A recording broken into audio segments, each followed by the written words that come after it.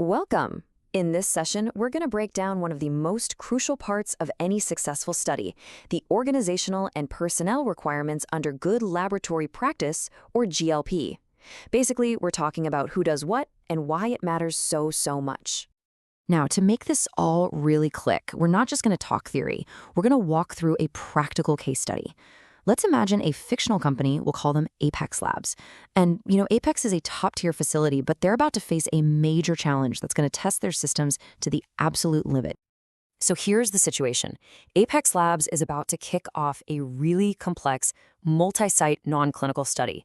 And this isn't just another project for them. The stakes are incredibly high. Everything, and I mean everything, has to be perfect. The goal is nothing less than full GLP compliance from the word go. To even have a chance at pulling this off, they're going to need a crystal clear understanding of every single role and every single responsibility. Think of it like forging an unbroken chain of compliance, where every single link has to be rock solid. So let's start at the very top of that chain. Okay, so before a single test tube is touched, before any data gets recorded, the entire system has to be built, right? So we're going to start at the very top and see exactly how Apex Labs Test Facility Management lays that essential groundwork for compliance. Now, take a look at these responsibilities. You'll probably notice a theme here. Management's main job is to ensure the whole quality system is in place. They're not in the lab every day, but they are absolutely responsible for providing the qualified people the correct procedures, the standard operating procedures, or SOPs, which are basically the instruction manuals for every task, and that independent oversight that makes GLP possible. They're like the architects, building the entire arena where the study can actually succeed. All right, with that foundation solidly in place, Apex's management makes its most critical appointment for the study. They designate a study director, and this person becomes the single most important role for how the work actually gets done. And here it is, the official GLP definition.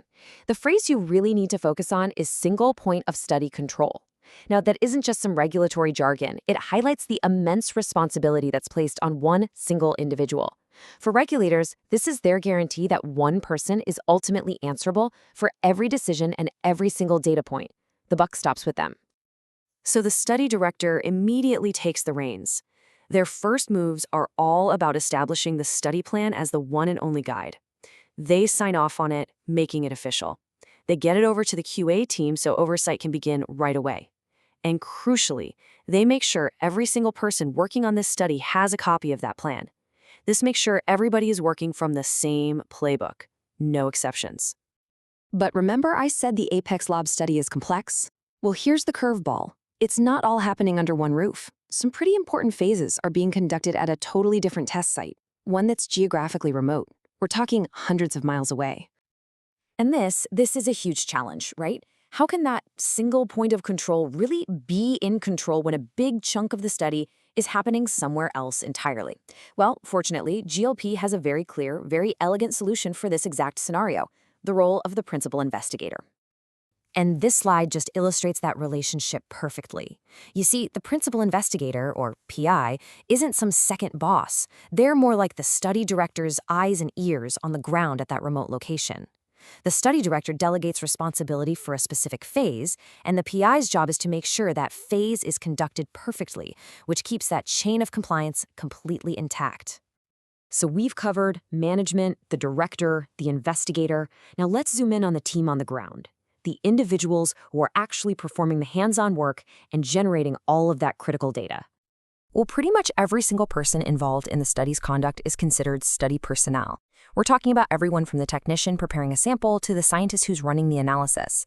Their responsibilities are absolutely vital for the integrity of the data. So the integrity of this entire multi-million-dollar study really comes down to the diligence and accuracy of every single person on the front lines.